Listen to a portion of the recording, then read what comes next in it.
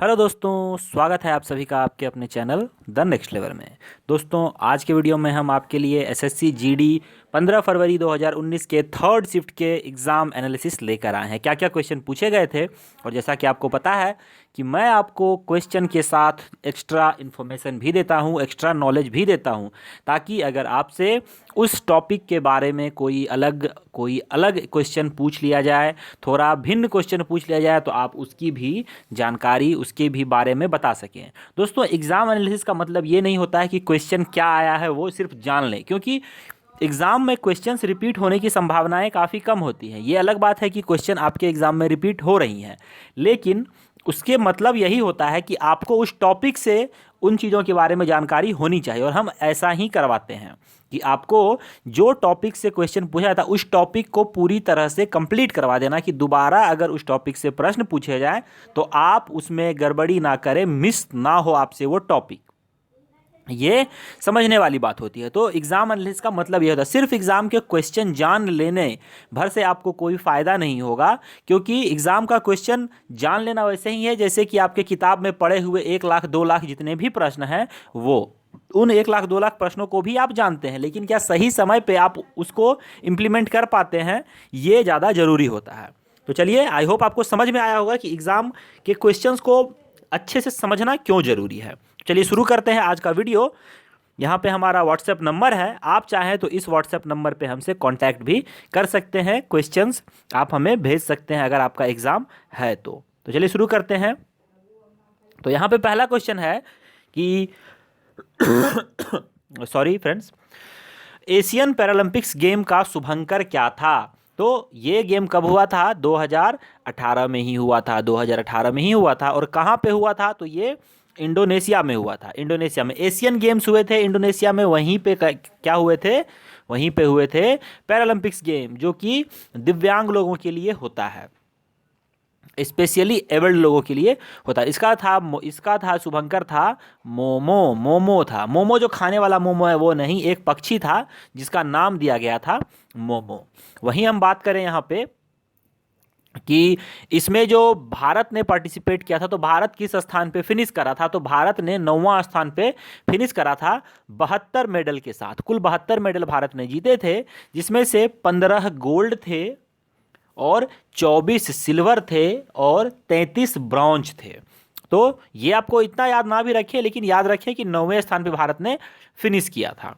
चलिए देखते हैं अगला क्वेश्चन क्या है आगे। नेक्स्ट है, FIFA player of the year किसे दिया गया? फीफा यानी कि फुटबॉल का जो हेड है, जैसे कि क्रिकेट का है आईसीसी, वैसे ही फुटबॉल का है फीफा। तो इसका हेड इसका जो है प्लेयर ऑफ द ईयर, यानी कि वर्ष 2018 का प्लेयर ऑफ द ईयर खिताब किसे दिया गया? तो यह दिया गया लुका मॉड्रिक को। और ये क्रोएशिया के प्लेयर हैं। और एक और बात, फीफा वर्ल्ड कप के बारे में भी आपको ये पता होना चाहिए कि ये कब कहाँ हुआ था, कौन जीता था। तो थोड़ी सी जानकारी मैं आपको दे देता हूँ कि ये जो खिताब है, यानी कि फीफा वर्ल्ड कप जो हुआ था, ये रूस में हुआ था, और फ्रांस जीता था क्रोएशिया को हरा के। और FIFA player of the year जो ये पुरस्कार है, ये जो मिला है लुका मॉड्रिक को इस बार, ये पिछले कम से कम 10 सालों की अगर मैं बात कहूं तो ये सिर्फ रोनाल्डो और मेसी के बीच ही शेयर हो रहा था। या तो रोनाल्डो को मिलता था या तो मेसी को मिलता था। इन दोनों के अलावा ये तीसरे ऐसे प्लेयर बने हैं पिछले 8 से 10 सालों में जिन्हें ये खिताब मिला है। चलिए अगला क्वेश्चन देखते हैं, पांडवानी लोक नृत्य किस राज्य का है? तो यह छत्तीसगढ़ का है। पांडवानी छत्तीसगढ़ का है। सॉरी दोस्तों। तो पांडवानी छत्तीसगढ़ का है। तो आपको इसमें हमने एक वीडियो भी बनाया हुआ है कि पांडवानी नृत्य, साथ ही जितने भी राज्य हैं सभी के लोक नृत्य, तो आप वो वीडियो देखें, ट्रिक से बताया गया। जैसे इसके लिए ट्रिक मैं आपको बता देता हूं, जैसा कि उस वीडियो में बताया गया है कि पांडवानी से आपको पांडव याद आते हैं, और छत्तीसगढ़ से ये ऐसा है कि पांडव जो हैं महाभारत में सभी के जितने भी लोग थे, उन सभी के साथ पांडव का 36 का आंकड़ा हो गया था। 36 का यानी कि दुश्मनी चल रहा था, 36 का आंकड़ा होना यानी कि दुश्मनी होना। तो पांडवों का सबके साथ 36 का आंकड़ा था। तो वही हो गया छत्तीसगढ़। अगला देखते हैं 73वां संविधान संशोधन में क्या जोड़ा गया था। तो इसमें 11वीं अनुसूची को जोड़ा गया था। अब 11वीं अनुसूची क्या है, तो 11वीं अनुसूची पंचायती राज से संबंधित है। पंचायती राज यानी कि पंचायत, पंचायत से संबंधित है ये। और इसके लिए इसमें कुल 29 विषय दिए गए थे। कितने विषय दिए गए थे, 29। वहीं इसके बाद हमारे संविधान में कितनी अनुसूचियां हैं, तो कुल 12 अनुसूची हैं। तो 11 ये हो गया। तो 12वां अनुसूची क्या था, तो 12वां अनुसूची था म्युनिसिपैलिटी कॉरपोरेशन से, म्युनिसिपल कॉरपोरेशन। 11वां था गांव से और 12वां था शहर से। ये आपको पता होना चाहिए। जब संविधान बना था शुरू में तो उसमें कुल 8 अनुसूची शुरू में थी, बाद में 4 जोड़े गए।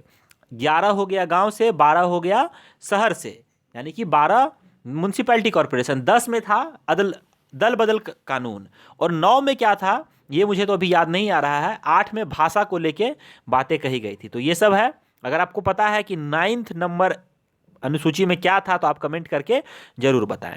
चलिए देखते हैं अगला प्रश्न। हम भारतीय कम्युनिस्ट पार्टी का चिन्ह क्या है, तो ये हसिया और हथौड़ा है। ये कोई खास क्वेश्चन नहीं है, इक्का दुक्का एग्जाम में ये रेलवे का ट्रेंड पकड़ लिया है। किसी जमाने में रेलवे में ऐसे क्वेश्चन पूछे जाते थे और ये भारतीय कम्युनिस्ट पार्टी का पूछ लिया है यहाँ पे। तो हसिया और हथौड़ा है। तो चलिए इसमें कुछ ज़्यादा डिटेल हम नहीं करेंगे। अगला क्वेश्चन देखते हैं। एलपीजी में कौन सी गैस भरी जाती है, तो इसमें ब्यूटेन और प्रोपेन भरा जाता है। और मैंने आपको पहले भी इसका ट्रिक बताया हुआ था कि एलपीजी के बढ़ते हुए दामों को देखकर मेरा बीपी बढ़ गया है, मेरा बीपी बढ़ गया। बीपी यानी कि बी से ब्यूटेन और पी से प्रोपेन। एलपीजी का फुल फॉर्म क्या होता है, तो liquefied petroleum gas, liquefied petroleum gas. वहीं एक और इस तरह का होता है सीएनजी, सीएनजी वो क्या होता है, compressed natural gas, compressed natural gas, जो जिससे हम ईंधन के तौर पे यूज करते हैं गाड़ियों में चलाने के लिए। अगर आप दिल्ली में रहते हैं तो आपने यहाँ पे देखा होगा, या फिर अगर आप मुंबई में रहते हैं तो आपने वहाँ पे देखा होगा कि सीएनजी से गाड़ियाँ चलती हैं। उसके अलावा अगर हम बात करें सीएनजी में कौन कौन सी गैस होती है, तो एलपीजी पूछा है तो हो सकता है सीएनजी में पूछ लिया जाए। तो आपको मैं इसके लिए भी एक अच्छा सा ट्रिक बता देता हूं कि सीएनजी से क्या चलती है, गाड़ियां चलती है। और गाड़ियों को चलने के लिए मैप की जरूरत होती है। किसकी, मैप। क्योंकि अगर आप गाड़ी से कहीं जा रहे हो तो आप सीधे गूगल मैप खोलते हो, गूगल मैप से देखोगे कहाँ जाना है। तो मैप, मैप का स्पेलिंग क्या होता है, मैप का स्पेलिंग होता है MAP, यानी कि एम से क्या होगा मीथेन, ए से एथेन, पी से प्रोपेन। Methane, ethane, propane. और सबसे ज्यादा मात्रा में पूछा जाए तो मीथेन ही उसमें होता है। आई होप आपको क्लियर हुआ होगा। चलिए देखते हैं अगला क्वेश्चन। स्वर्णिम चतुर्भुज योजना किन शहरों को जोड़ती है, तो ये जो है ये भारत के मुख्य 4 शहरों को जोड़ती है, दिल्ली, मुंबई, चेन्नई और कोलकाता। दिल्ली, मुंबई, चेन्नई और कोलकाता। अगर आप भारत का नक्शा बनाएं तो इस तरह से भारत का नक्शा बनता है। तो दिल्ली यहाँ पे पड़ जाता है, उसके बाद कोलकाता यहाँ पे पड़ जाता है, मुंबई यहाँ पे पड़ जाता है और चेन्नई यहाँ पे पड़ता है। इन सबको जो जोड़ता है तो यही हो गया स्वर्णिम चतुर्भुज योजना, स्वर्णिम चतुर्भुज योजना। तो आई होप आपको ये क्लियर हो गया होगा। चलिए हम देखते हैं आगे। वहीं हम एक बात स्वर्णिम चतुर्भुज योजना के बारे में थोड़ी सी बातें मैं आपको बता दूं कि स्वर्णिम चतुर्भुज योजना जो है इसकी शुरुआत वर्ष 2001 में की गई थी। और उस समय हमारे प्रधानमंत्री थे अटल बिहारी वाजपेयी जी, जिनकी मृत्यु हो चुकी है और उनको भारत रत्न से भी नवाजा जा चुका है। और अभी वर्तमान में स्वर्णिम चतुर्भुज योजना की कुल लंबाई 5841 किलोमीटर के आसपास है। इतना आप जरूर याद रखें। अगला क्वेश्चन देखते हैं। मान बुकर प्राइज किसे दिया गया है वर्ष 2018 का, तो ये एना बर्न्स को दिया गया है। किसे दिया गया है, एना बर्न्स को। मान बुकर प्राइज साहित्य के क्षेत्र में दिया जाता है, पुस्तक लिखने पे, नॉवल लिखने पे दिया जाता है।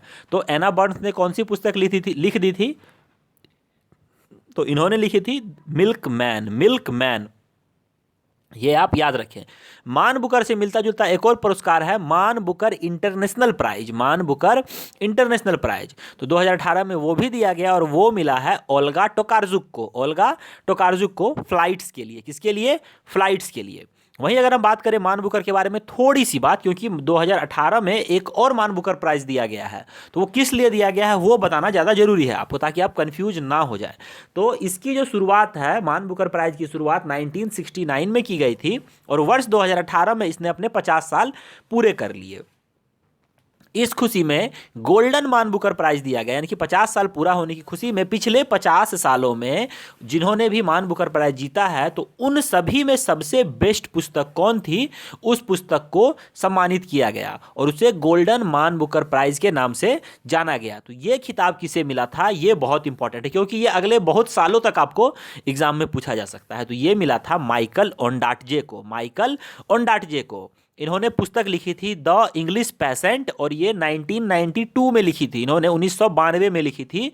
उस समय तो इन्हें मान बुकर प्राइज मिला ही था और फिर से इन्हें 2018 में मान बुकर गोल्डन प्राइज मिल गया, गोल्डन मान बुकर प्राइज। तो आपको ये समझना चाहिए कि क्या इसमें अभी तक किसी भारतीय ने कोई खिताब नहीं जीता है मान बुकर प्राइज, तो जीता है।